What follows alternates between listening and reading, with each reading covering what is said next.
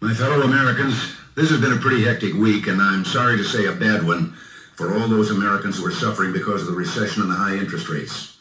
In contrast to the Senate, which has passed a responsible budget resolution calling for reductions in the projected deficits for the next 3 years of $358 billion, the majority leadership of the House of Representatives preferred to play politics.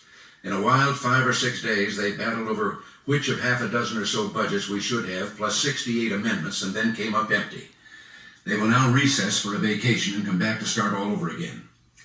The President is required to submit a budget. Indeed, the budget is referred to as the President's budget. The one we submitted in February was not one of those the House debated. Yet it was the result of 4 months' work with the Office of Management and Budget, the entire Cabinet and their staffs, and the executive staff. The Congress simply ignored it. Nothing in our federal government is more in need of an overhaul than the ridiculous procedure we have misnamed the budget process. Believing that a budget resolution calling for substantial savings could have an effect on the now unnecessarily high interest rates, I had hoped for cooperation with the Democratic leadership of the House. I thought if we could appear together before the cameras and announce that we had arrived at agreement on a deficit-reducing budget, it would serve notice to the money markets that we were united in an effort to keep inflation and thus interest rates down.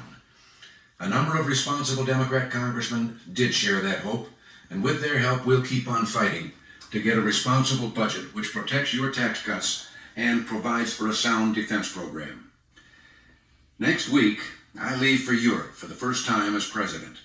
Exactly 1 week from today, while I'm in France, we'll commemorate the 35th anniversary of the Marshall Plan, one of the greatest humanitarian ventures ever undertaken. America helped to rebuild the shattered economies of Western Europe and create a sense of community among Western nations, which remains vital today. We must recognize that whether in defense, political, or economic affairs, building successful foreign policy begins at home. It's for that reason we put in place an economic recovery program that at long last addresses the problems and abuses that have been undermining our economic health for decades. We're starting to get some encouraging news from those economic statistics that pour out of Washington. Interest rates are heading down, not enough, but it's a start. Inflation is substantially down, and real consumer incomes are rising. And on July 1st, thanks to the second installment of your tax cut, Uncle Sam's bite on your paycheck will be smaller, leaving you more to spend and save as you see fit.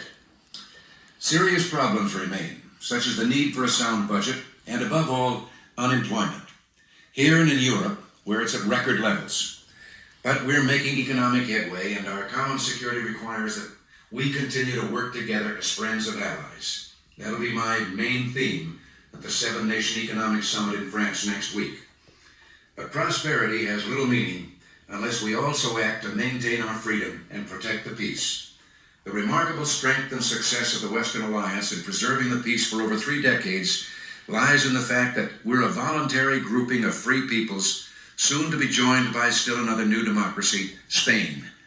The overriding success of NATO is that for almost 40 years, Europe has been at peace. To lay the basis for another generation of peace and prosperity, I'll meet with my 15 NATO colleagues in Bonn, the capital of the Federal Republic of Germany.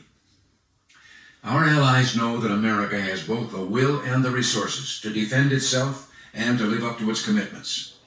Last November 18th, we offered to eliminate all of our Pershing II and ground-launched cruise missiles if the Soviets eliminate their SS-4, 5, and 20 missiles, now targeted on our allies. This offer has the strong support of our NATO allies and has been spelled out in detail at the U.S.-Soviet negotiating table in Geneva. In my recent speech at Eureka College, I presented a proposal for substantial reductions in strategic arms. We and our allies hope the Soviets will respond positively, and we're prepared to start strategic arms reduction talks immediately. But arms control can't happen in a vacuum. Over the past decade, the Soviet Union has engaged in a pattern of direct and indirect aggression and suppression in places as varied as Afghanistan, Poland, and Latin America. That's made it harder for progress in arms control. We must always remember that, in dealing with the condition in the world today, Western solidarity and defense preparedness are essential to meaningful arms control negotiations. That's the message I'll take with me. the message of a strong, free alliance working together to protect its freedom and seek meaningful negotiations to build a more peaceful world. I'm optimistic for the future of our partnerships and the future of freedom. The values for which we and our fellow democracies stand are of enduring and universal worth. Ours is a mission for peace and freedom through Western unity and strength. With your prayers, it will succeed. Next Saturday, I'll be talking to you from Europe.